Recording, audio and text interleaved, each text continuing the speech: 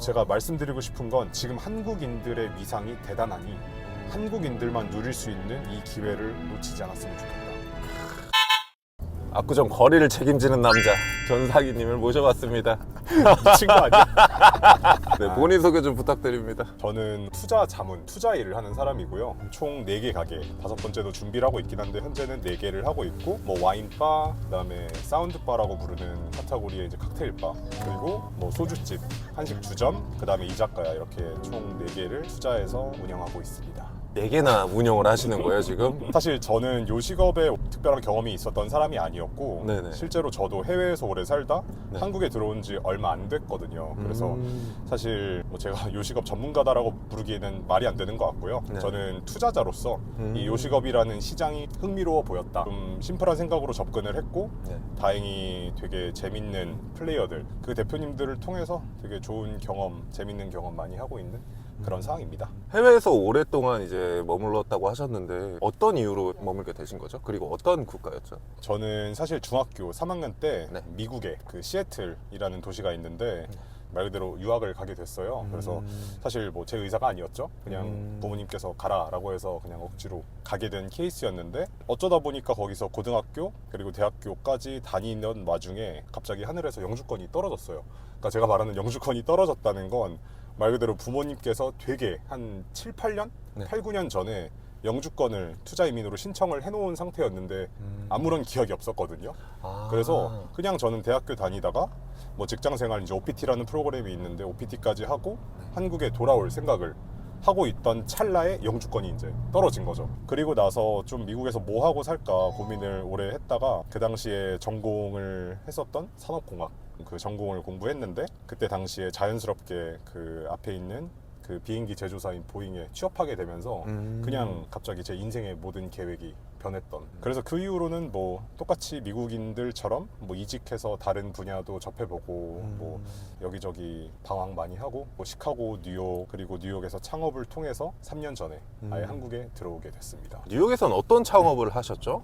그 당시에 제가 했던 그 창업 아이템들이 여러 개 있는데 네. 제가 지금 한국에 오게 된 아이템 같은 경우엔 그 당시에 2017년 한창 지금도 물론 비트코인이 핫하지만 그 당시에는 그냥 창업가들 사이에서 되게 핫한 아이템, 네. 좀 극소수의 사람들 안에서 되게 유명한 아이템이 암호화폐였어요. 아, 네. 그래서 암호화폐 내부에 지금 이제 김프라고 하는 단어로 많은 사람들에게 알려져 있는데 그 당시에 그 차익거래, arbitrage 시스템이라고 하는 네. 이런 투자사들이 사용하는 어떤 상품이 있습니다. 그 상품을 개발을 해서 그 당시에 한국에 있는 투자사들 그리고 미국에 있는 뭐 크고 작은 투자 자산 운용사들을 네. 상대로 소프트웨어를 만들어서 제공해서 판매하는 그런 작은 아이템을 창업을 했었고요. 이제 그 아이템이 코로나 시기에 좀 더 매크로한 경제 상황에 힘입어서 되게 많은 수익을 낼 수 있는 아이템으로 성장을 했고 그래서 한국에 와서 그 아이템을 조금만 더 사업화 해보자 네. 라고 생각을 하고 잠시 들어왔는데 한국이 너무 좋더라고요. 그래서 떠날 수 없게 된. 또 미국에 살게 되면서 이제 재미난 일들도 되게 많을 것 같아요. 혹시나 근무하면서 아니면 뭐 미국에 살게 되면서 재미난 에피소드 같은 게 있었나요? 저는 사실 이직을 되게 많이 했거든요. 네. 뉴욕의 아멕스 회사에 카드 회사에 갔었어요. 네. 근데 거기에 총 팀원이 16명이 있었는데 그 중에 11명이 여자였고 네. 5명이 남자였어요. 네네. 근데 그 5명 중에서도 3명이 게이였고 2명이 스트레이트였거든요. 근데 제가 그 2명 중에 1명이 이제 스트레이트여서 네. 매일 아침 출근하면 그 11명의 그 시끄러운 여자들과 3명의 게이들, 그 14명이 정말 그 열띤 네네. 토론을 해요. 오늘 너가 입은 옷이 어느 시즌에 뭐 어떤 룩인데. 아, 이거 오자마자요? 진짜 그걸 매일 아침 아, 정말요? 서로의 원피스를 평가하면서 서로의 구두를 Oh my god, where'd you get that shoes? 아. 이런 토픽을 매일매일 하는데 그때 이제 기빨려가지고 게이들 개빡세다. 아, 게이들과 여자들 조합은 개빡세다. 아, 그렇게 또 재밌는 환경에서도 일했었던 적이 있고 아, 그 카드 회사인데 오자마자 패션 회사처럼 약간 그렇게 한다고요? 뉴욕 한복판에 그 네네. 트라이베카라고 하는 무역센터라고 부르나? 어쨌건 월트레이드 센터라고 부르는데 네네. 바로 앞에 있는 회사였어요. 그래서 그냥 맨하탄 다운타운 한복판에 있는 회사였는데 네. 그냥 매일매일이 되게 거짓된 게 서로 커피 먹으면서 막 어저께 뭐 자기 게이 파트너가 무슨 얘기를 했는데 그래서 매일매일 기빨리면서 이 회사도 빨리 도망쳐야겠다. 아, 그들의 허세에서 약간 힘들었구나. 그쵸. 문화 충격이 좀 컸었습니다. 그리고 거기는 술만 먹으면 그냥 게이들이 난동을 부리는 그런 문화예요. 그래서 다른 팀 상사가 와가지고 막 술 먹으면 갑자기 와서 너가 게이가 아닌 이유는 아직 경험이 없어서 그런 거라고. 그래서 그렇구나. 저 이제 집에 갈게요. 저 좀 놓아주세요. 힘든데. 게이들 가까이서도 일을 해봤기 때문에 되게 네네. 존중하거든요. 되게 네. 멋있는 사람들이라고 생각합니다. 다만 반경 1m는 다가오지 않았으면 좋겠다. 그리고 많은 분들도 이제 궁금해 하실 것 같은데 진짜 실제 미국의 치안은 어떻나요? 이게 미국이 각 주마다 너무 달라요. 그러니까 영어만 쓸 뿐이지 그냥 문화도 다르고 환경도 다르고 다 되게 달라서 사실 어디 뭐 특정 지역에 따라서 안전한 곳도 있고 너무 위험한 곳도 있고 나눠집니다. 그래서 미국이 어떻다라고 말하는 거는 조금 저는 어쨌건 몇 군데밖에 안 살았으니까 제가 이렇게 일반화하기는 좀 그런 것 같고 다만 미국도 한국이랑 비슷합니다. 잘 사는 동네는 안전하고요. 네네. 좀 안 사는 동네는 조금 위험한데 네네. 다만 그 위험도의 난이도가 한국보단 압도적이다. 한국이 훨씬 안전하고요. 미국 안전한 동네보다도. 다만 미국에서 위험한 동네에 가면 거기는 아예 남미라고 생각하시면 될 것 같아요. 그냥 치안이 없습니다. 그 정도로 되게 위험하고 뭐 총기 사건 사실 이런 거는 저희 같이 어쨌건 한국인 시선으로 봤었을 때는 말이 안 되지만 미국인 시선으로 봤었을 때는 헌법 5개 안에 들어가는 그냥 건 라이트는 거의 그 freedom of right 다음에 그 스피치 다음에 바로 오는 그 정도로 되게 오래된 역사를 가지고 있는 법이다 보니 네네. 사실 총기에 관해서는 미국 안에서 뭐 여러 이슈가 있지만 제가 보기에는 되게 그냥 대중화돼 있다. 다만 총기 사건을 떠나서 그냥 말도 안 되는 범죄 사건부터 치안 뭐 이런 것들이 훨씬 더 심각한 문제들이 많이 있다고 생각합니다. 뭐 마약 문제부터. 실제로 지내시면서 총성 소리 같은 걸 들어보신 적이 있으신가요? 그럼요. 그럼요. 이거는 대학교 때 나름 되게 안전하다고 생각했던 시애틀에서도 총기 사건 총소리를 들어본 적이 있고요. 네. 그리고 실제로 뉴욕에 어떤 어플이 있었어요. 네네. 말 그대로 맨하탄 안에서 제가 살고 있는 반경 예를 들면 10km 안에서 어떤 사건이 일어나면 알러트를 보내주고 그 실제 사건 주위에 있는 사람이 사진을 찍어서 올려줘서 현장 지금 어떤 모습인지 이 사고가 났었을 때 그게 뭐 화재가 될 수도 있고 네. 총기 사건, 뭐 강도 어떤 모든 그런 범죄 정보를 실시간으로 이제 보여주는 어플이 있었는데 그 어플을 다운받고 알았습니다. 내 주변에도 당장 뭐 몇백 미터 밖에도 사건 사고가 정말 많고 실제로 기사 읽어보면 뭐 총기 사건, 총 쏴서 사망하신 분들부터 그런 게 실제로 너무 많더라고요. 그래서 저는 살면서 그래봤자 뭐 한 5번 정도 들었던 것 같은데 그런 거는 네네. 확실히 위험하긴 하네요. 그리고 이제 해외에서 오랜 기간 이제 지내셨잖아요. 친한 지인 이걸 볼지는 모르겠지만 친한 지인들한테 한마디 하자고요. 네. 이건 좀 민망한데 네네. 우리 친구들 그 친구는 지금 마이크로소프트에서 개발자로 일하고 있는 친구랑 또 네. 뉴욕 골드만삭스에서 금융거래 애널리스트로 일하고 있는 친구들인데 네. 그 두 명한테 이야기를 하자면 그 컴포트 존이라고 하죠. 그 편안한 이 바운더리를 네네. 좀 깰 수 있는 기회에 뛰어들었으면 좋겠다. 제가 생각하기에 한국은 정말 적은 시간과 비용으로 원하는 아이템을 창업해 볼 수 있는 최적화된 도시다. 뭐 IT 쪽이든 뭐 금융 쪽이든 아니면 그냥 뭐 플랫폼 사업이든 요식업이든 뭐가 됐든 사실 되게 적은 리소스로 빠르게 여러 가지를 도전해 볼 수 있는 곳이 한국이어서 물론 너무 좋은 회사에서 일하면 물론 저보다 많이 벌고 다 너무 잘 지내겠죠. 근데 다만 이게 30대에만 또 누릴 수 있는 게 있다고 생각을 하고 또 40대 되면 어련히 알아서 저희가 다 정착을 하면 살게 되잖아요. 조금씩이라도. 그래서 조금이라도 어린 나이에 한국에 오는 걸 강력하게 추천하고 싶다. 친구들에게.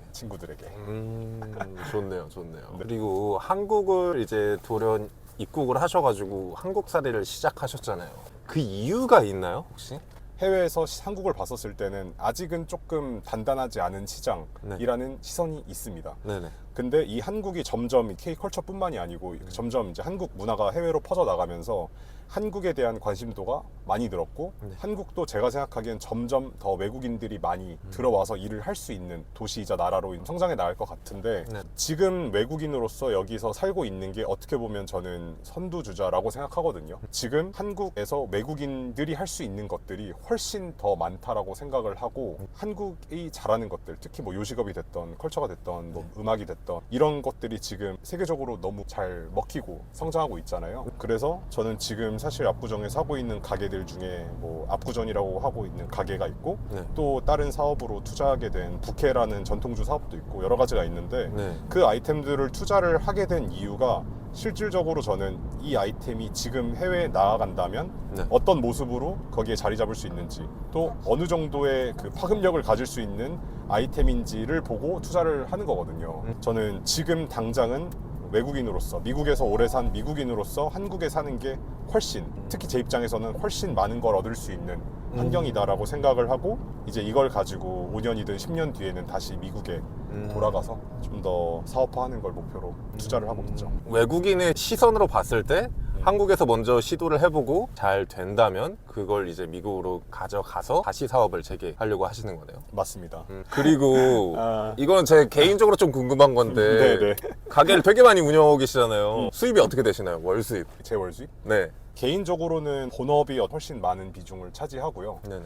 요식업은 사실 수익이 난 지가 뭐 얼마 안 돼서 아직 어떻다라고 말씀드리긴 어렵지만 뭐 다 합쳐서 1,000, 1,500 이 정도가 되는 것 같고 제 이제 본업에서 들어오는 게 좀 더 돼서 한 4, 5천 되지 않을까요? 본업에서요?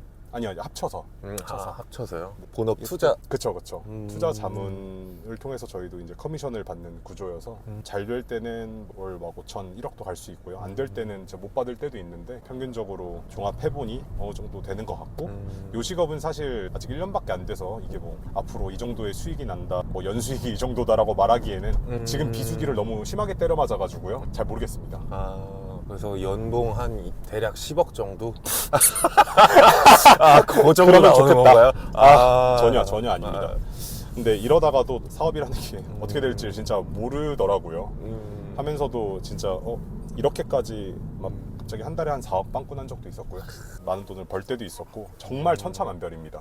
투자 시장도 사실 뭐 2019년부터 되게 호황이었거든요. 물론 꺾였다고 하지만 매크로하게 봤었을 때는 그냥 살짝 딥 정도였지 우상향하고 있는 시장이다 보니까 제 투자 이력이라 그래봤자 아직 6년 정도밖에 안 돼, 6, 7년 정도밖에 안 됐으니 지금은 다행히 좋은 성적을 내고 있지만 건물주가 돼야겠다. 그러니까 이렇게 좀 어쨌든 하이리스크로 업계에서 일을 하고 있으니 안정적으로 좀 진짜 제가 원하는 투자자이자 엔젤 인베스터의 삶을 살려면 좀 더 안정적인 구조를 만들어야겠다라고 생각을 하고 그리고 동 나이 때 굉장히 투자에 관심이 많잖아요. 요즘 같은 경우에는 비트코인도 굉장히 핫하고 투자자로서 여러 투자를 하고 계신 분들을 위해서 조언을 좀 하자면 어떤 게 있을까요? 사실 요즘 특히 비트코인에 대해서 물어보시는 분들이 너무 많아요. 지금 이렇게 딱 질문 들었을 때 뭐 코인 해라, 뭐 엔비디아 투자해라, 뭐 미국 주식 해라, 한국 주식 해라 이런 말씀 드리는 거는 좀 어렵고요. 투자라는 이 개념 자체가 생각보다 그렇게 어렵지 않다. 그러니까 무슨 말이냐면 어떠한 자본을 넣어서 그 자본에서 발생하는 수익이 투자에서 나오는 수익이에요. 그냥 심플하게. 네. 저는 친구들한테 투자를 어떻게 접근하라고 이야기를 하냐면 지금 당장 돈을 벌고 나오는 건 단발성 수익으로 끝날 수 있지만 저는 어떠한 투자를 통해서 무조건 왜 그 일이 벌어졌는지를 이해할 수 있는 투자를 하라고 하는 게 이 투자라는 행위가 우리가 30대에만 하고 끝날 일이 아니고요. 이거는 마라톤이라고 생각합니다. 그러니까 비트코인에 예를 들면 투자를 할 거면 비트코인에 투자해서 수익을 실현을 해보고 그게 비트코인이 왜 올랐는지 비트코인이 전체 시장에서 어떤 부분을 차지하고 있고 제일 중요한 건 그 투자가 나의 성향에 맞는지를 찾는 게 너무 중요합니다. 그래서 투자를 정말 사랑하시는 분들, 돈이 흔들리는 게 재밌는 분들은 주식이나 이런 하이리스크 아이템들에 투자를 하시는 게 좋고요. 네. 정말 투자 신경 안 쓰고 정말 내가 먹고 사는데 정말 그냥 내 잔고 보면서 마음이 뿌듯하다. 이 정도만 느끼시고 싶으신 분들은 채권이든 부동산이든 좀 더 안전 자산으로 가셔야 하는 거라 이건 정말 사람마다 다릅니다. 다만 나에게 어떤 투자가 맞는지를 파악하는 게 제일 중요하다. 근데 나에게 맞는 투자를 찾지 못하면 언젠가는 우상향하다가 한 번은 고비를 맞이해요. 근데 왜 돈을 벌었고 왜 잃었는지 모르는 사람은 올라갔다 한 번 떨어지면 여기서 투자를 멈춥니다. 근데 이거를 어떻게 파악했는지 아는 사람은 떨어지고 나서 한 번 더 올라갈 동력을 얻을 수 있다는 거죠. 그래서 이 투자가 나에게 맞는지 그리고 이 투자가 왜 이렇게 됐는지를 정확하게 파악하는 게 제가 드리고 싶은 조언이지 않을까. 그냥 비트코인 사라고 할까요? 이게 뭐 맞는 대답인지 모르겠네요. 투자하는 데는 이유가 있어야 된다. 그리고 그 이유를 알아야 된다라고 말씀하신 거죠. 네네네. 예를 들어서 최근 같은 경우에는 이제 비트코인이 왜 올랐는지는 이제 많은 분들도 알고 계시겠지만 뭐 ETF라는 것도 있었고 반감기라는 것도 있었기 때문에 이제 비트코인이 우상향하면서 오르게 되는 계기가 된 거잖아요. 그렇죠. 그런 이유를 알아야 이제 어느 정도 이제 투자하는데 많은 도움이 될 거라고 저도 생각을 합니다. 정확합니다. 이런 경험도 있을 것 같은데 투자 실패 경험 그런 것도 있나요 혹시? 너무 많죠. 요 시간- 얼마를 잃었고 정확히 수치로? 너무 슬픈 얘기인데. 있던 가게에 투자를 하게 됐는데요. 네네. 아직도 운영 중이어서 제가 이름을 얘기하진 않을게요. 네네. 근데 거기에 총 들어간 규모가 한 4, 5억 정도 총 투입이 됐는데 플레이어라고 생각했던 사람이 나름 인지도 있는 사람이었는데 알고 보니까 사기꾼이더라고요. 물론 이제 그분 나가시고 저희가 영차 해서 지금도 운영을 하고 있긴 한데 실질적으로 손해본 금액만 합쳐서 말씀드리면 한 3, 4억 정도? 그러니까 그분이 들어가면서 이걸 다시 이제 살리면서 인공호흡하고 뭐 외부 사람 투입하고 뭐 저희 시간 갈아넣고 이런 거 다 제외하고 그냥 순수하게 한 3, 4억 정도 손해를 본 경험이 있죠. 이제 그분이 그 돈을 뭐 가지고 횡령도 하시고 막 말도 안 되는 사건들이 많이 있었어요. 예를 들면 뭐 주방 설비를 집어 넣어야 되는데 네네. 그분이 플레이어니까 담당해서 주방 설비를 가지고 왔는데 한 달도 채 사용 안 했는데 다 망가진 거예요. 그래서 막 이게 무슨 일이지 하고 다 이제 내막을 들여다 보니까 알고 보니까 뭐 500만 원이면 설치할 수 있는 거를 한 뭐 5천만 원어치를 책정해 놓는다든지 와, 그런 식으로? 횡령하고 예를 들면 뭐 식자재 업체를 자기가 아는 곳을 쓴다고 했었는데 알고 보니까 뭐 자기 엄마 회사였다든지 막 그런 거 있잖아요. 그냥 되게 바보 같은 이런 일들을 하셨어가지고 그렇게 이제 산정된 피해 금액은 예를 들면 뭐 1억, 뭐 1억 5천 이 정도지만 그분이 나가시고 나서 또 발생된 금액들까지 그러니까 그 기회비용까지 다 카운트를 해보니 거의 막 한 3, 4억 정도 아찔하네요. 투입이 됐더라고요. 근데 뭐 그럴 수 있다라고 생각합니다. 어쨌건 대인배시네요. 아니 그러니까 제가 너무 몰랐었고 그러니까 네. 그런 경험을 통해서 지금은 사람 볼 때 완전 깐깐하게 보려고 하죠. 그러니까 정확히 말하면 저도 좀 사람을 좀 순수하게 믿고 그냥 잘못되면 그냥 뭐 내 안목이 틀렸구나라고 생각을 해야 제가 좀 스트레스를 안 받더라고요. 근데 그 경험이 없었으면 내년에도 사기 당할 수 있는 거니까요. 좀 좋게 생각하려고 하고 그분 덕분에 나머지 분들이랑 더 끈끈해지고 좋은 경험도 또 하고 있다고 생각해서 아깝다 내 돈. 갑자기 생각하니까 나왔어요. 그 돈이었으면. 이건 좀 다른 질문이긴 한데요. 이상형이 어떻게 되시나요? 이상형이. 우리 이렇게 건설적인 얘기하다 갑자기 네네, 이상형으로 갑자기. 넘어간다고요? 갑자기? 저는 항상 두 가지를 얘기를 해요. 근데 외적인 거는 솔직히 그때 느낌이 너무 예쁘시면 좋고 그냥 근데 솔직히 아시잖아요. 외모는 좀 예선전이라고 생각합니다.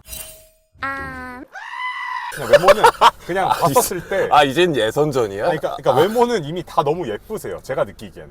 네네. 한국 분들은 다 너무 괜찮고 잘 예쁘게 하고 다니시는데 저는 무엇보다 기본적인 거지만 진짜 그냥 모두한테 예의 바른 왜 웃죠? 예선전에서 왜 이렇게 웃는 거지? 저번 회차에 책임감이라고 말씀하신 분이 있었거든요. 책임감이요? 네, 근데 그분이 말씀하신 게 외모도 책임감이라고.